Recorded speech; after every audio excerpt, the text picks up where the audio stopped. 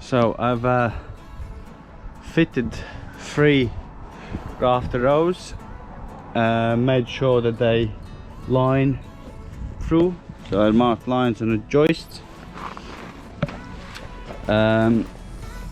So next I'm just gonna infill the rest. I'm not gonna be filming all of it because obviously it's copy paste sort of thing. So as long as you draw your line and have your as you can see that joist is slightly lower, which probably is slightly narrower than others, so hence why you want to have a line and then use your straight edge to see how good or what length you need to sort of cut. So you need to check. Technically they should be all the same, but that is only technically. So yeah, I'll just crack on. As a last piece, we'll put a bracing here to stop it from moving out. We'll have some 4x2 across and bolt it through. Here again on one side we're gonna have a plate, on one side we're gonna put plate, or maybe on even both sides. We'll just nail plates on here like so, basically truss roofs joint, same sort of thing. And this we're going to be using for our trough, because we need to form a trough from here to the front, and then we're going to form one from this corner. But what I think we're going to do, we're going to have outlet somewhere here, so it takes the water out the other side, and yeah, so that way we will get rid of this water here, because obviously we don't want to have 2 downpipes in the front, and having a sort of trough internally is not ideal, or a box gutter internally is not ideal. Obviously there's always potential problem to be had, so hence why we'll have one outlet only at that end and then one outlet here in the middle, which means we're gonna have to raise that end up with packers or blocks of wood to direct water to here in this area roughly. So yeah, I hope you've been enjoying it. I'll catch up with you soon. So that's just a quick catch up, everyone. If you remember, I mentioned that we're gonna have to put truss clips on rafters. Well, that's what's been specified. So basically I want to share how they look. You can get them either online or tool station, or well, I got these from tool station. However, here they not quite work out, so I don't know, I haven't thought what we're gonna do here yet, but then it should not move too much anyway. We have to form a box cutter. I might use the clip, but I might just have to bend it, so slide it up there, and then where you can see where you got this natural sort of, I'll bend that down to the plate and just nail all together. That's probably what I'm gonna do. And yeah, so here we're gonna do that. Where we got this joint, they're asking us to bolt, so we're gonna use two of the green sort of decking bolts, which are I think 6.3 in diameter, so they're green coated, which obviously will help with keeping it rust free. So yeah, and now I'm getting nearer to get the valley is formed on this front pitched roof. So I just want to show you where we are with this. So I've gone as far as our other roof comes to. So here I'm gonna need to put extra couple rafters, but I'll see, maybe I'll be able to go into this roof rafter and join it there. Well, obviously we'll put that first in both sides, then we're gonna pin our line where we want our valley to be. So this is top of our rafter. So basically, oh no, slightly higher. So we'll just put either piece of wood from this point to the top of that. Obviously it will be on an angle. So we'll just put, once we've done this, I'll show you how I find the angle without any sort of specialized tools, with simply offering piece in position.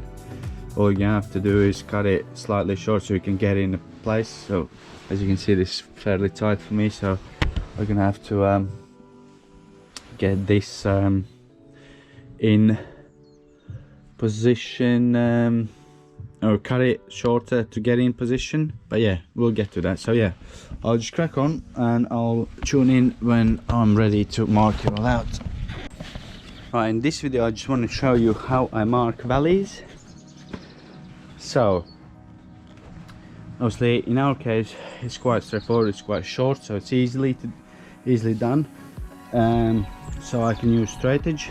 Some cases you might need to use, if you can find straight bit of wood, because rigid line is better than obviously a string line or something like that. But in the worst case scenario you can use your string line if necessary. So first of all, mark your margin where your rafters sit. So for me it's about 20 millimeters off top of the ridge. Grab your straight edge, level, so make sure it touches the line, it touches the rafter here, and then slide it down so you meet the point where it touches your ridge height. Once you got that, you want to mark, which I have done. Put your 2 marks, then you can use your rafter pattern, which I've been using. Off and down position, Obviously in my case it is shorter,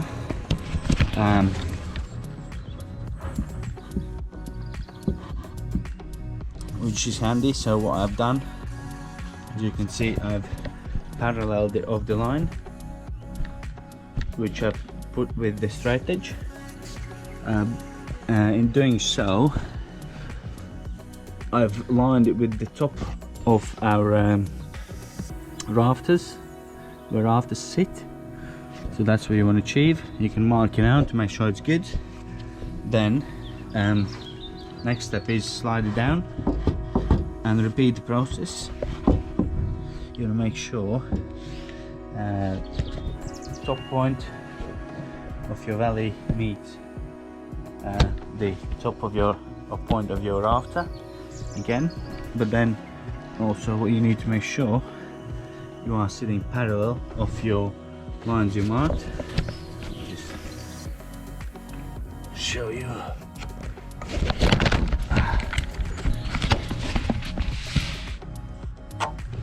So that's what we've done.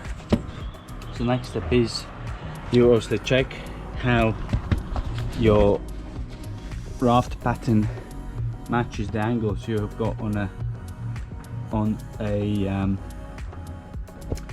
well, against your rafters. How the cuts are, if they're great as they are here, and the top is good too, you can copy them. So next step is for you to measure from this point to that point, but I would say measure 5 mm longer, just in case if you cut slightly wrong angle, then you can adjust it. So the top angle will be square cut, a square, and down, which is about, in our case, about 49 degrees. The bottom angle is going to be a splice cut.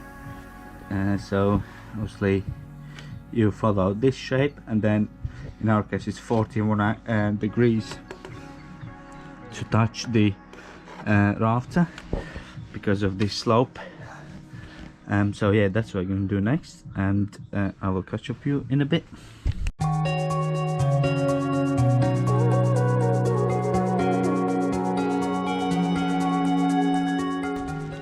And now the main thing is, don't spin it wrong way around, because what we need to do, we need to splay cut this way, and that's 41 degrees, so it goes against the rafter.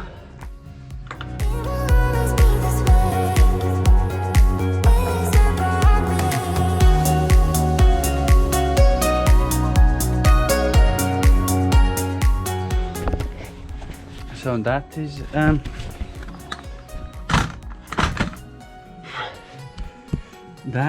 is another value.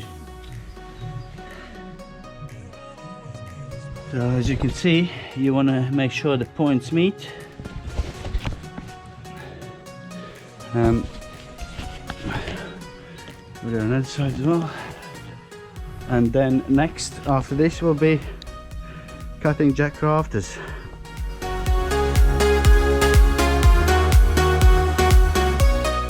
Now we're going to be fitting jack rafters. I'm going to show you how I do it again. It doesn't mean that everyone will do it that way, but I'll just show you how I do it. Because there's only few of them, I'm not going to be using miter saw, because usually I would use miter saw if there's lots of them. There's only a couple either side, so again, you mark your 400 centers or whatever you specified. In my case 400 centers. I'll take line from rafter and transfer on the bottom.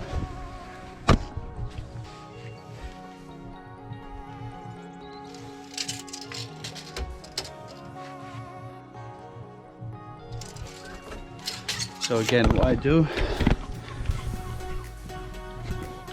I mark 400, as you can see here.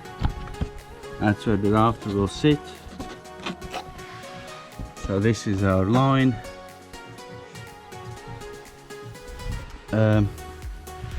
Then I take a measurement from this rafter to here. This is the point. So what you need to measure from the furthest point to the top of your rafter, which I'm going to do now. And this, so what you're going to have to do, you're going to have a 41 degree angle and 45, because you're going, oh actually, yeah. So what you can do, you can do a dummy cut to make sure you get your angles. So one of them mostly will be 45, oh sorry, 41 in my case, which is my roof pitch. Another one will be well, it needs to be 49, but yeah, what I'll do, I will just double check, cut one piece to make sure it looks okay. And if you need to make some slight adjustments, you can make them. So yeah, use a bit of offcut and just cut it to see how it sort of lines through. So we've cut a dummy rafter, and you can see it kind of needs slight adjustment, so we need to adjust the angle slightly. It needs to be steeper so it goes down a bit more, so hence why you want to cut your dummy piece, because you want it to sit like so it's flush against the edge. And at the minute it looks like it would go high, so we'll slightly adjust this angle, which will drop it down.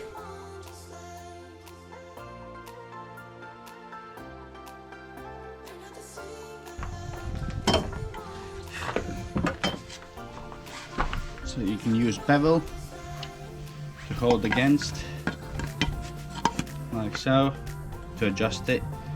Makes your life easier to cut as well if you're using skill saw. That's better. I can see that will be fine. You can see that line will go to point. So yeah, well, technically it should have been 49, which it is. It's probably because it moved slightly when I was cutting, so we know the angle is correct. The next thing, what I will do, I will cut the bottoms, all the bottom cuts, which are splay cuts. So I got only 4 to cut,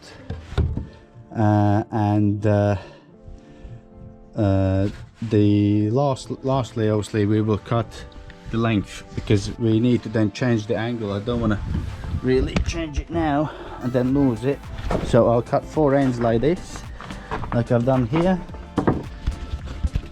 and then that gives us enough for pieces we require.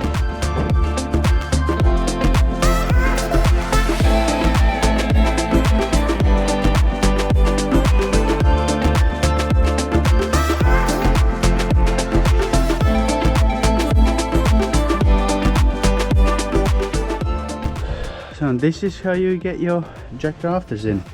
Again, I would suggest for ease using miter saw, but because I got only 4, that's why I didn't do it with miter saw, but usually I would. It will save your fingers as well, so it is easier to cut than with the skill saw. So yeah, that's where we are, and I will catch up you in a bit. I'll just finish that side, and then next job for us is to put bracing across the tops. So what we'll do, we'll use offcuts we have, cut them ready to go, and we're gonna have some sort of layer boards here to pick up batten. So we again most likely will use some offcuts what we have. So yeah, so we're getting there, and I'll catch up with you in a bit. So next, what we're gonna do, as I said, is the cross brace for rafters. So we'll go literally under the ridge and we'll place our cross brace. So what I'll do, I'll just nail it a couple of places, and then we will screw them with these frame fixing screws.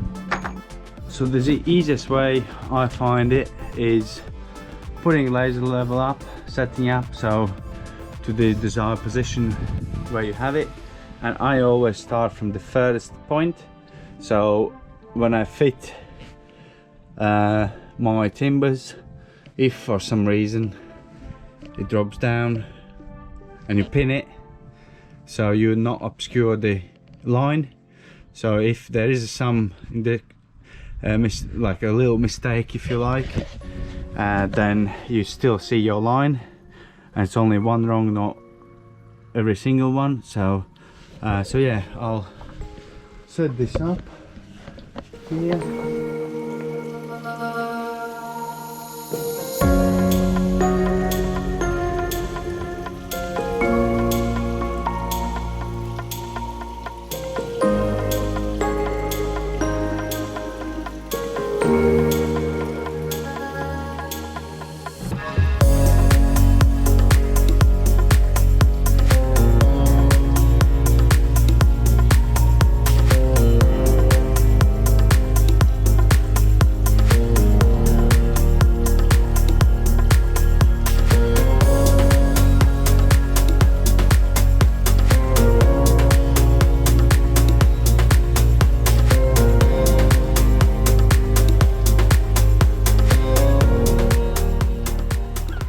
And that your fixing is finished. Cross brace, I mean. So I'll do on the other side the same thing, and yeah, then we'll be getting closer to getting this weathered. Other things we're gonna have to do, put some noggings here to catch batten that way, and then we're going to be forming troughs, or box gutters, sorry.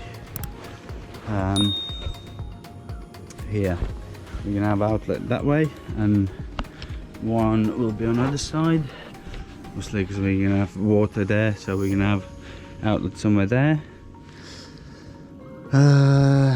and we'll have two on the other side, so we're going to be forming that. So but I want to finish with